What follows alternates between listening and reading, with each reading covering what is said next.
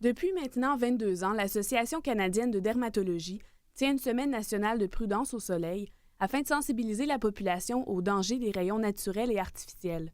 Plusieurs événements sont organisés à travers le Québec pour rappeler aux gens l'importance de prendre des mesures de protection adéquates face au soleil. J'ai rencontré le Dr Harry Demirjan de la Clinique de dermatologie privée de Montréal concernant les effets que peut avoir le soleil sur notre peau. Les rayons UV, dont le UVA et le UVB, commencent à endommager plusieurs facteurs dans la peau, dont le collagène, l'élastine, et ont un impact aussi sur les cellules qui font le bronzage, c'est-à-dire les mélanocytes qui font la mélanine. Donc, on se ramasse avec quoi suite à ce genre d'impact? Une peau qui est moins élastique, qui a des micro-ridules, qui a des taches foncées, qui a des taches blanchâtres, qui, avec le temps, deviennent permanents et plus prononcés. Plusieurs facteurs peuvent également aggraver ces dommages comme les huiles, les cabines de bronzage artificielles ou même certains médicaments. L'important reste de bien se protéger, mais comment faire de bons choix parmi tous les produits disponibles sur le marché? Ce qui est important, c'est le facteur de protection solaire. Durant l'hiver, un 15 est amplement suffisant. Durant le printemps, pour quelqu'un qui fait beaucoup de ski, j'irais à un 30. Pour la population en général, printemps, été, automne, 30. Pour les gens qui ont d'autres problèmes, c'est-à-dire le photovieillissement est déjà enclenché, des gens qui ont des historiques personnels ou familiales de cancer de peau, les gens qui prennent certains médicaments, 60. Mais il ne faut pas se fier simplement sur l'écran. La protection primaire pour quelqu'un, c'est un chapeau et un T-shirt opaque. Pour les endroits qu'on n'arrive pas à recouvrir, c'est l'écran solaire qu'il faut réappliquer aux 2 heures parce qu'on s'est rendu compte, après 2 heures de temps, on perd environ 40 d'efficacité.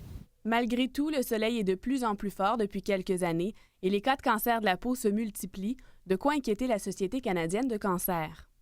Les gens pensent, parce que c'est un cancer qui ne menace pas ma vie ou qui a été traité dans un cabinet de dermatologue ou même chez certains omnipraticiens, que c'est pas grave. Au contraire, parce qu'une fois qu'une personne a un cancer de la peau, cette personne-là va devoir se protéger encore plus du soleil pour le restant de sa vie, mais en plus, des études maintenant montrent qu'effectivement, ça prédispose, ça augmente le risque d'avoir d'autres formes de cancer.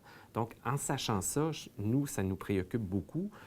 Notre rôle à la société, justement, c'est de prévenir les cancers et on a tellement peu de réponses, justement. Qu'est-ce qui cause le cancer? Alors que dans ce cas-ci, on l'a, la cause. Le soleil ou le bronzage artificiel est en lien direct avec le cancer de la peau. En plus d'encourager une protection face au soleil, l'Association canadienne de dermatologie vous encourage à effectuer régulièrement un auto-examen de votre corps en vue du dépistage du cancer de la peau. Les facteurs les plus importants à vérifier, c'est surtout la couleur. Est-ce qu'il y a une couleur foncée à l'intérieur du grain de beauté ou est-ce que le grain de beauté est multicolore? Est-ce qu'il y a un mélange de rouge, de brun foncé, de brun léger?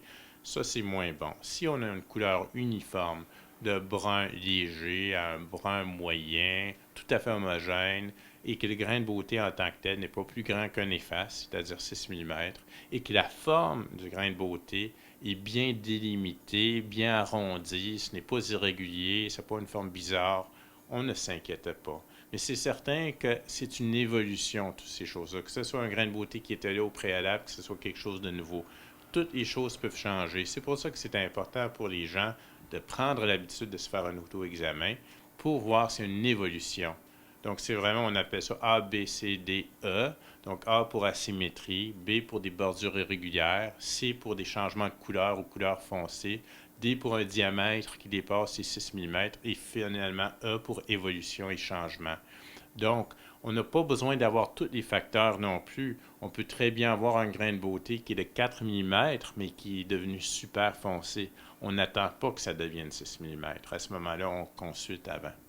La meilleure protection reste toutefois votre bon sens. Gardez avec vous un écran solaire en tout temps lors de vos sorties et portez des vêtements adéquats afin de réduire au minimum l'impact du soleil sur votre peau. Un reportage d'Andréane Lavigne.